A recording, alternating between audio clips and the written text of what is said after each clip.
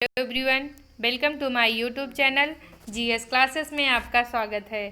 Friend, आज हम अपने इस वीडियो में बेवेल योजना और शिमला सम्मेलन इन दोनों टॉपिक को डिटेल से पढ़ेंगे और लास्ट में इससे रिलेटेड जितने भी इंपॉर्टेंट क्वेश्चन बन सकते हैं उन सभी को सॉल्व करेंगे। तो चलिए स्टार्ट करते हैं। बेवेल योजना वर्ष 1945 में आया था। कब आया था? वर्ष 1945 में। भारत में चल रहे संवैधानिक गतिरोध को दूर करने के लिए वर्ष 1945 ईस्वी में बेवेल योजना लाया गया था। वर्ष 1940 ईस्वी में मुस्लिम लीग का लाहौर अधिवेशन होता है, लाहौर अधिवेशन, और इस अधिवेशन की अध्यक्षता मोहम्मद अली जिन्ना के द्वारा किया जाता है। किसके द्वारा? मोहम्मद अली जिन्ना के द्वारा किया जाता है।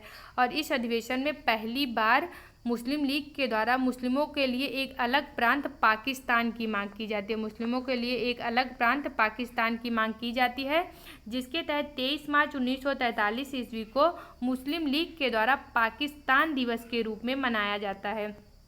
23 मार्च 1943 ईस्वी को मुस्लिम लीग के द्वारा पाकिस्तान दिवस के रूप में मनाया जाता है, क्योंकि यहाँ पर संप्रदायवाद अपनी चरम पर पहुँच गया था, जिसके चलते चक्रवर्ती राजगोपालाचारी द्वारा कांग्रेस और मुस्लिम लीग को इकट्ठा करने के लिए एक फार्मूला दिया जाता है, जिसे CR फार्मूले के नाम से जाना जाता है। CR फार्मूला चक्रवर्ती राजगोपालाचारी के द्वारा 10 जुलाई 1944 ईस्वी को 10 जुलाई 1944 ईस्वी को प्रस्तुत किया जाता है। और सभी संप्रदायों के द्वारा, जितने भी उस टाइम संप्रदाय थे, उनके द्वारा CR फार्मूले को एक्सेप्ट नहीं किया जाता है, अतः CR फार्मूला फेल हो गया।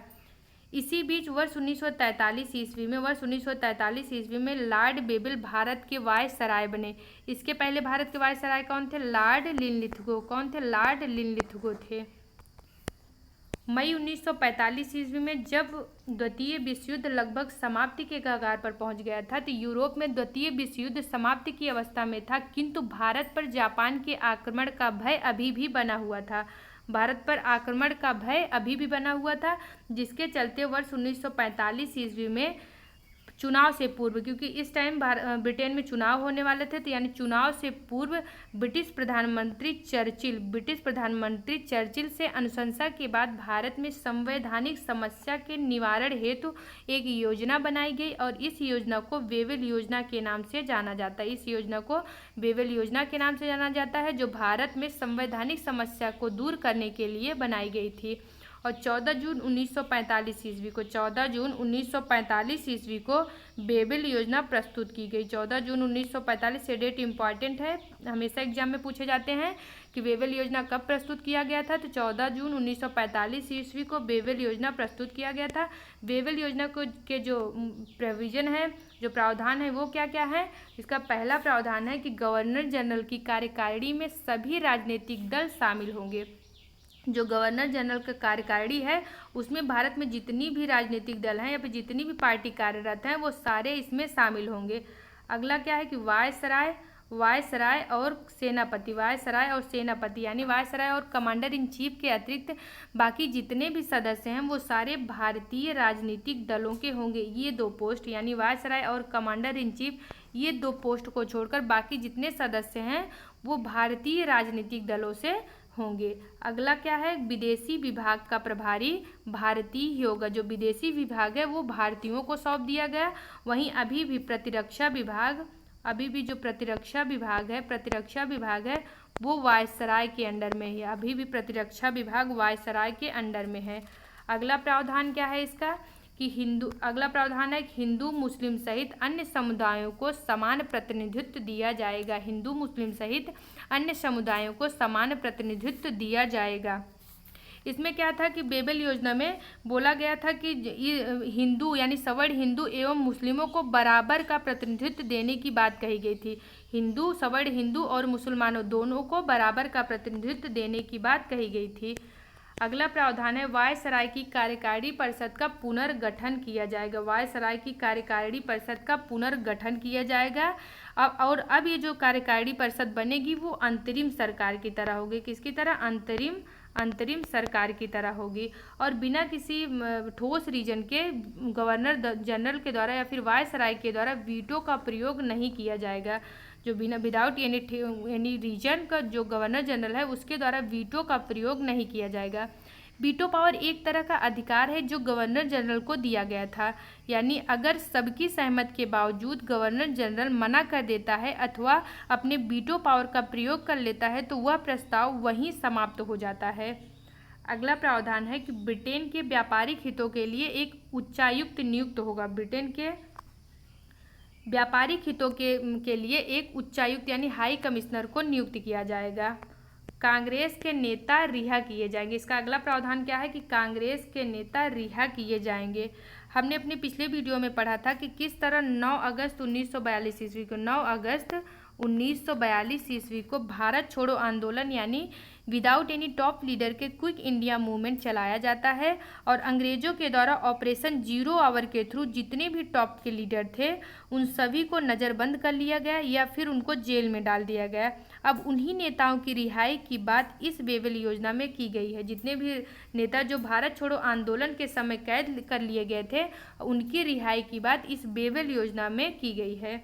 अगला प्रावधान है 25 जून 1945 ईस्वी को शिमला में सर्वदलीय सम्मेलन होगा और इस सम्मेलन में बेबल योजना पर विचार विमर्श किया जाएगा।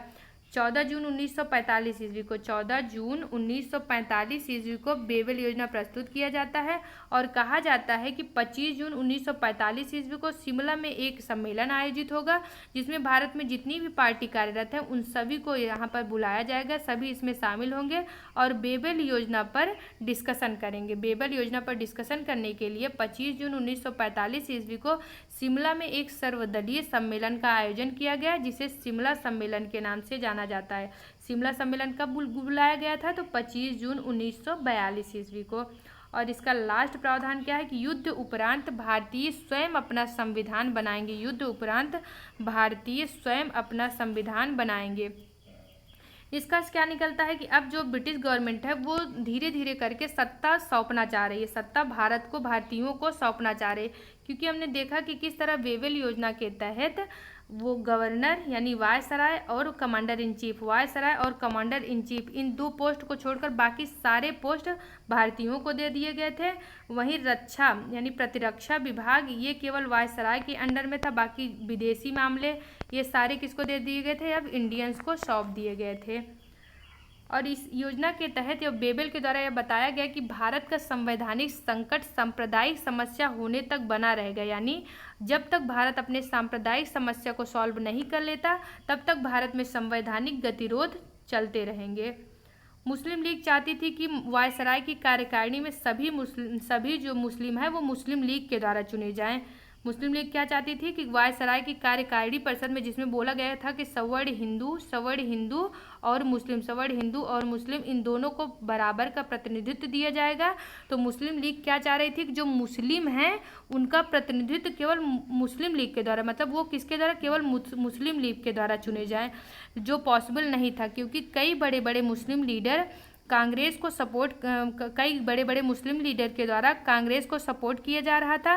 और शिमला सम्मेलन में कांग्रेस के अध्यक्ष मौलाना आज़ाद जो कि एक मुस्लिम लीडर हैं वो रहते हैं। ऐसे में जिन्ना के द्वारा की गई मांग आखिर किस हद तक सही है, जबकि कांग्रेस चाह रही थी कि हम हर संप्रदाय से अपने मतलब लीडर भेजेंगे। और मुस्लिम क्या चाह रही थी कि अल्पसंख्यक में अनुसूचित जाति शामिल ना हो जिससे मुस्लिम प्रतिनिधित्व कम ना हो। मतलब एक तो मुस्लिम लीग सिर्फ अपना प्रतिनिधित्व चाह रही थी, बाकी के जो और जाति हैं जैसे दलित हैं, सिख हैं, इन सब के प्रतिनिधित्व को वो कम करने की बात कर रही थी।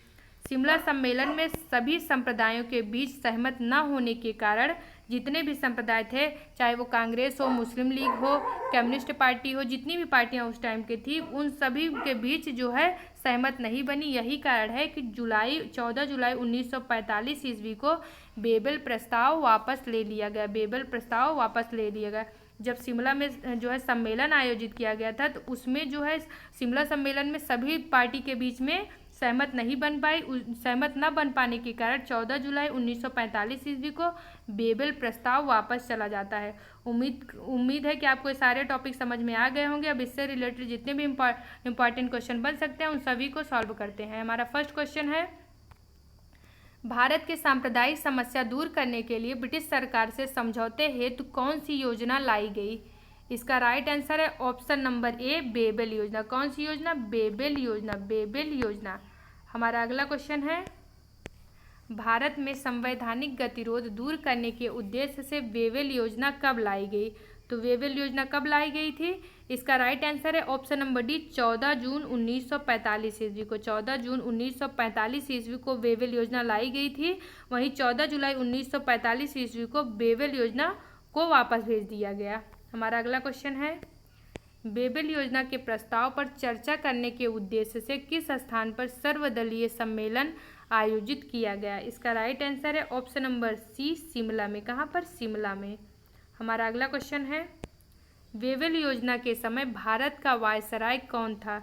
इसका राइट आंसर है option number A Lord Wavell. कौन थे? लॉर्ड वेवेल, क्योंकि वर्ष 1943 ईस्वी में लॉर्ड वेवेल भारत के वायसराय बनकर आए। हमारा अगला क्वेश्चन है, निम्नलिखित में वेवेल योजना से संबंधित गलत कथन को चुनिए। वेवेल योजना से संबंधित गलत कथन को चुनना है।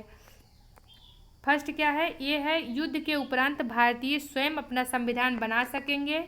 ब्रिटेन के व्यापारिक हितों के लिए एक उच्चायुक्त नियुक्त होगा। सवर्ण हिंदू और मुस्लिमों को समान प्रतिनिधित्व दिया जाएगा। और अगला क्या है? गवर्नर को वीटो पावर का अधिकार नहीं दिया जाएगा। तो इसका राइट आंसर क्या होगा? Option number D. Option number D, क्योंकि गवर्नर को वीटो पावर का अधिकार दिया गया था, लेकिन ये बोला गया था कि कोई ठोस रीजन हो तभी आप अपने जो है वीटो पावर का प्रयोग कर सकते हैं। हमारा अगला क्वेश्चन है, वेवेल योजना पर विचार करने के लिए शिमला सम्मेलन का आयोजन किया गया। तो वेवेल योजना पर विचार करने के लिए शिमला सम्मेलन का आयोजन कब किया गया? इसका राइट आंसर है ऑप्शन नंबर बी 25 जून 1945 ईस्वी को। 25 जून 1945 ईस्वी को। वहीं 14 जून 1945 ईस्वी को वेवेल योजना प्रस्तुत किया गया था और 25 जून 1945 ईस्वी को शिमला सम्मेलन हुआ था, जिसमें वेवेल योजना पर डिस्कशन करना था। और 14 जुलाई 1945 ईस्वी को जब सर्वदलीय इससे इसको एक्सेप्ट नहीं किया गया या सर्वसम्मत नहीं बन पाई इस योजना पर, तो 14 जुलाई 1945 ईस्वी को वेवेल योजना वापस चला गया। वेवेल योजना वापस चला गया। हमारा अगला क्वेश्चन है, द्वितीय विश्व युद्ध की समाप्ति के समय भारत में वायसराय थे। इसका राइट आंसर है option number B Lord Wavell थे। कौन थे? Lord Wavell. फ्रेंड, अगर आपको हमारा वीडियो अच्छा लगा हो तो प्लीज़ हमारे वीडियो को लाइक करें। अगर आप हमारे चैनल में नए हैं तो हमारे चैनल को सब्सक्राइब करें तथा बेल आइकन को जरूर प्रेस करें, ताकि हमारे आने वाले सभी वीडियो का नोटिफिकेशन आपको सबसे पहले मिल सके। Thank you for watching my video. जय हिंद।